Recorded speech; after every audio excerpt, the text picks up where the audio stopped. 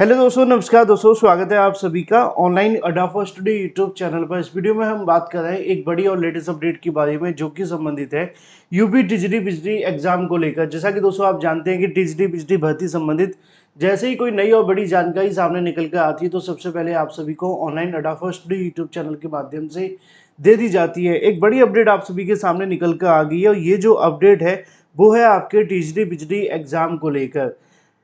TGT PGT परीक्षा नहीं हुई बल्कि खिचड़ी बनकर के रह गई है। जी हाँ दोस्तों, एक बार फिर से अगर बात की जाए आप सभी के लिए, ये कहा जाता था वैसे, लेकिन अब ये कहना अच्छा नहीं लगता मुझे भी, लेकिन ये कहीं ना कहीं सच हो जाता है ना। वो कहते हैं ना कि भाई प्रत्यक्ष को प्रमाण की आवश्यकता नहीं है। अब ये प्रत्यक्ष हो चुका है कि जो टीजीटी पीजीटी की भर्तियां होती हैं वो भर्ती कम, पंचवर्षीय योजना ज़्यादा होती हैं। अगर एक भर्ती को निकाल दें साल 2021 वाली को, तो ऐसा कभी भविष्य में हुआ ही नहीं है, सॉरी माफ कीजिए, भूतकाल में हुआ ही नहीं है कि आप सभी के लिए टीजीटी बिजली भर्ती की परीक्षा एक साल के अंदर करवा ली गई हो, नियुक्ति दे दी गई हो, नोटिफिकेशन जारी कर दिया गया हो। और जो 2021 में हुई भी थी ना, वो भी विज्ञापन 2020 में आया था, फिर उसको रद्द कर किया था, तब जाकर के पूरी हुई थी। अब 2021 की एक भर्ती को निकाल दें तो आज तक टीजीटी बिजली के इतिहास में कोई भर्ती अपने समय से पूरी नहीं हुई है। अब इसको आप अभ्यर्थियों का दुर्भाग्य कहें या हमारे आयोगों की कार्यप्रणाली, क्योंकि चाहे कोई नया आयोग बना लो, पुराना आयोग बना लो, समस्या वहीं की वहीं खड़ी हुई है। अब एक बार फिर से टीजीटी बिजली को लेकर थोड़ी सी बड़ी अपडेट आप सभी के सामने है। जैसा कि आप जानते हैं कि शिक्षा सेवा चयन आयोग के हाथ में दो बड़ी परीक्षाएं दी गई थी। पहली थी आपकी असिस्टेंट प्रोफेसर भर्ती, जिसमें 80,000 से ज़्यादा अभ्यर्थी परीक्षा में सम्मिलित तो हुए, लेकिन 80,000 अभ्यर्थियों की परीक्षा के अंदर भी आयोग के एक कर्मचारी के माध्यम से पेपर लीक कराया गया। अब वो पेपर लीक चाहे वो फर्जी पेपर था या जैसे भी था, लेकिन उन्होंने इस प्रकार का काम किया जिसकी वजह से आयोग पे कहीं ना कहीं धब्बा तो लगा ना, कि बताओ आयोग का कर्मचारी फर्जी पेपर बना करके बेच रहा है, बाहर के लोग तो क्या ही करेंगे, है ना। सोच लो इस तरह कितना गिर चुका है, जो लोग आजकल सिस्टम के अंदर हैं उन पर कार्रवाई कितना आवश्यक है। पहली तो बात तो ये हो जाती है।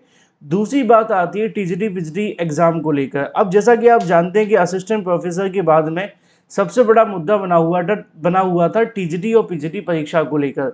लेकिन टीजीटी की परीक्षा जो 14 और 15 मई को होने वाली थी, शिक्षा सेवा चयन आयोग ने परीक्षा से 15 दिन पहले ही या 13 दिन पहले ही उन्होंने एक नोटिस जारी किया और कहा कि टीजीटी परीक्षा को अपरिहार्य कारणों की वजह से स्थगित किया जाता है। अब वैसे तो आप जानते हैं कि बहुत सारे कारण आप सभी के सामने हैं। पहला कारण था यूनिवर्सिटी एग्जाम को लेकर, और भी बहुत सारी चीज़ें, लेकिन कुछ बातें और भी सामने निकल कर आ रही हैं। और कुछ बातें ये हैं कि आयोग के पास में, ध्यान से सुनिएगा, टीजीटी बिजली परीक्षा कराने के लिए अभी भी बहुत सारी ऐसी चीज़ें थी जो कहीं कंप्लीट नहीं हो पाई थी। परीक्षा केंद्रों के अलावा भी बहुत कुछ होता है, कुछ गोपनीय बातें भी होती हैं जो कि सोशल मीडिया पर रिवील नहीं की जा सकती हैं। लेकिन जो जानकारी मिल पा रही है उसके मुताबिक ये है कि बहुत सारी चीज़ें अभी कंप्लीट नहीं हो पा रही थी, या आसान शब्दों में कहना चाहें तो पर्याप्त संसाधन ना हो पाने की वजह से इस परीक्षा को स्थगित किया गया, ऐसा कहा जा रहा है। और एक डर भी है कि परीक्षा स्थगित ना हो जाए किसी गलती की वजह से। आयोग के अंदर इस बात को लेकर भी कहीं ना कहीं डर था। ऐसा बताया जा रहा है कि जो शिक्षा सेवा चयन आयोग के माध्यम से टीजीटी की परीक्षा करानी थी 14 और 15 मई को, वो चाहते थे कि इस परीक्षा को जब भी आयोजित करवाया जाए पारदर्शी और निष्पक्ष तरीके से करवाया जाए, ऐसा जो जानकारी मुझे मिल रही है। क्योंकि इस परीक्षा को पारदर्शी और निष्पक्षता से कराने के लिए 14 और 15 तारीख जो है वो सही नहीं बैठ पा रही थी कुछ चीज़ों की वजह से। और आसान शब्दों में कहा जाए तो पर्याप्त संसाधन नहीं थे। डर था कि कहीं पेपर के अंदर कोई ऐसी चीज़ ना हो जाए जिसकी वजह से और ज़्यादा समस्याओं का सामना करना पड़े, क्योंकि पहले ही एसटीएफ कहीं ना कहीं जांच कर रही है असिस्टेंट प्रोफेसर भर्ती को लेकर, और एक भर्ती के बाद में कोई दूसरी भर्ती में ये इस प्रकार की समस्या ना हो जाए, इसलिए इस परीक्षा को रद्द किया गया है।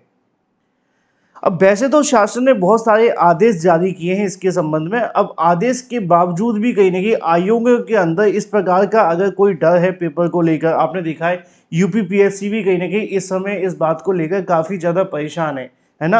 आपने देखा आरओ का पेपर लीक हो गया था, तो आरओ का जब पेपर लीक हुआ ना तो उन्होंने पीसीएस परीक्षा करवाई नहीं थी, पीसीएस परीक्षा को भी स्थगित कर दिया था।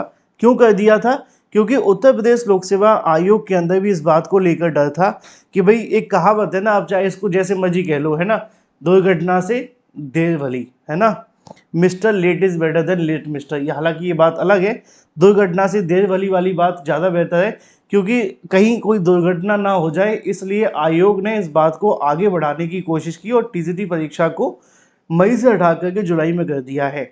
अब बात वही आ गई कि अभी के लिए हमने चीज़ों को तो बदल दिया है, लेकिन अब जब जुलाई में परीक्षा होगी तो आयोग के सामने और भी बहुत सारी चुनौतियां आ जाएंगी, फिर वहीं से वहीं चीज़ें शुरू हो जाएंगी। चाहे वो अगर बात की जाए आपके एग्ज़ाम को लेकर हो या एग्ज़ाम सेंटर्स के बारे में बात हो, क्योंकि देखो बार बार परीक्षा स्थगित करने से कोई हल नहीं निकलेगा, ये सच है। पहले जनवरी दिसंबर में परीक्षा कराने का फैसला लिया, चलो ठीक है, परीक्षा केंद्र नहीं मिले, फिर हमने कहा कि चलो मार्च अप्रैल में परीक्षा हो जाएगी, फिर भी कोई समस्या आ गई, चाहे आप जो मर्जी कह लो, महाकुंभ कह लो या कुछ भी कह लो, हालांकि महाकुंभ तो पहले समाप्त हो गया था, लेकिन फिर परीक्षा को उठा करके कर दिया गया आपके लिए मई और जून में, जो कि काफ़ी बेहतरीन समय सीमा तय की गई थी जहाँ तक चीज़ों को ध्यान में रखते हुए। लेकिन अब एक बार फिर से बढ़ा देने से निश्चित तौर पर इसको लेकर और ज़्यादा समस्याएं आगे आने वाली हैं, क्योंकि अब जो जुलाई का समय होगा उसमें विद्यालय खुलेंगे। विद्यालय खुलने की वजह से आप जानते हैं कि परीक्षा केंद्रों में समस्याओं का सामना करना पड़ेगा। शासन की जो नई गाइडलाइन है उसके मुताबिक परीक्षा केंद्र वैसे भी नहीं मिल पाते हैं। प्राइवेट विद्यालयों को परीक्षा केंद्र बनाने को लेकर सीधे तरीके से शासन के मना कर दिया है कि आप उनको बना नहीं सकते हैं। अब जब सरकारी विद्यालयों में कक्षाएं चलेंगी तो और ज़्यादा समस्या होगी। संडे का दिन अगर निकाल दिया जाए तो निश्चित तौर पे जो वर्किंग डे होगा उसमें भी दिक्कतें आने वाली हैं।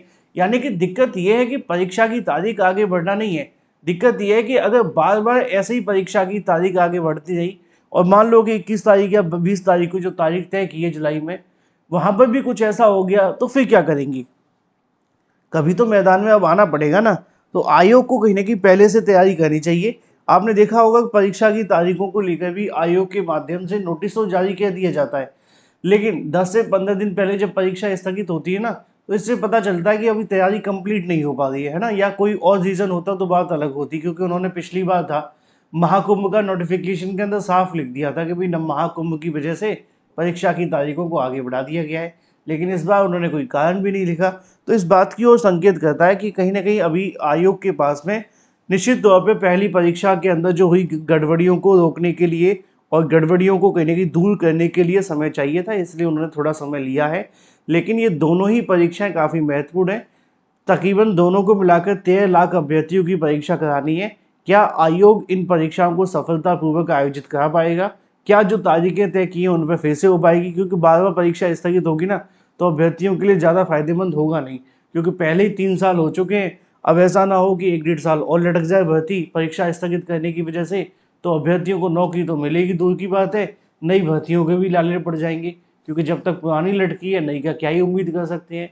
तो ये पूरा का पूरा मामला है।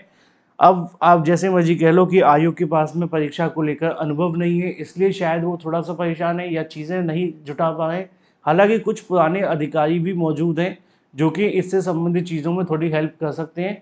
या तो ऐसा हो सकता था कि आयोग को कुछ और अधिकारियों को यहाँ पर रखना चाहिए था, जिससे कि क्या होता, थोड़ी हेल्प हो जाती, जो परीक्षा पहले करा चुके हैं या जानते हैं।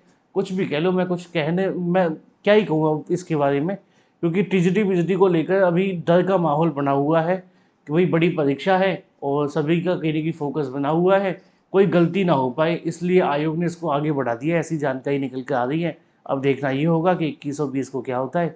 जो भी अपडेट होगी आपको इस चैनल के माध्यम से मिलती रहेगी। Thank you for watching this video.